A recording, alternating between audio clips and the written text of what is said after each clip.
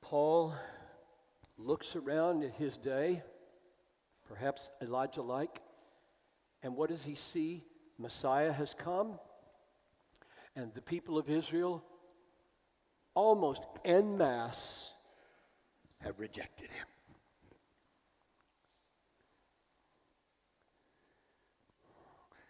And he relates that to Elijah's story.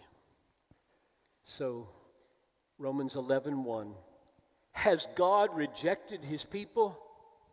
He answers, by no means.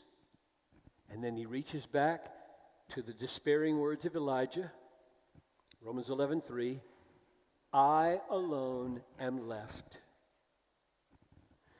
And then Paul puts God's sovereign words over against Elijah's despairing words, quoting 1 Kings 19:18 in verse 4 of Romans 11. But what is God's reply to him? I have kept for myself 7,000 men who have not bowed the knee to Baal. I have kept them. This is Paul's emphasis. Paul is drawing on the main point of this story. I have kept them. I have kept my people. I have not abandoned my people. I'll never abandon my people. I can't lose my people. I turn hearts. People are not sovereign. I'm sovereign. Verse 5 of Romans 11. So too, at the present time, just like in Elijah's day, at the present time, there is a remnant chosen by grace. Do you see that? See how he's thinking? The main point of the story was, God, make them know that if anybody is coming to God, if anybody is experiencing repentance, if anybody is experiencing a turn in their whole mind and framework, you are at work. You are doing it. This is what you do. And he says, this is true in every generation, Jew and Gentile. That's everybody in London. In every people, there is a remnant chosen by grace.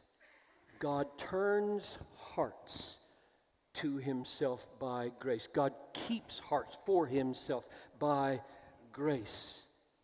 That's what it means for God to be God.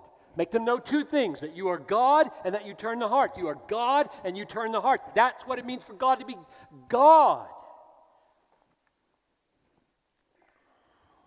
Cause them to know that you are God, that you rule the hearts of men, that you rule their hearts, that you rule the families' hearts of these men in this room. Do you believe that?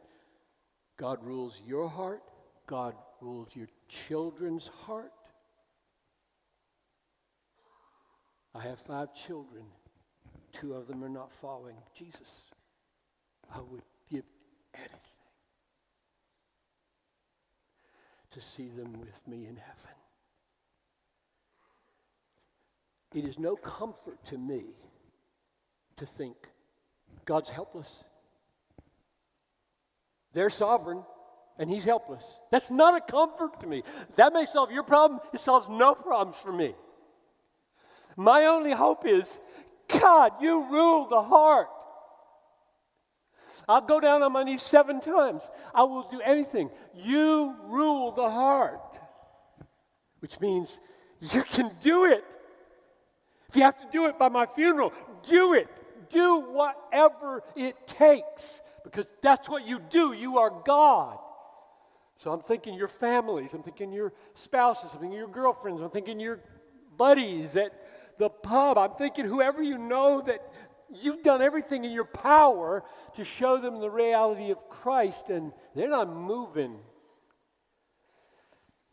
Don't ascribe sovereignty to the human heart. It's not a comfort.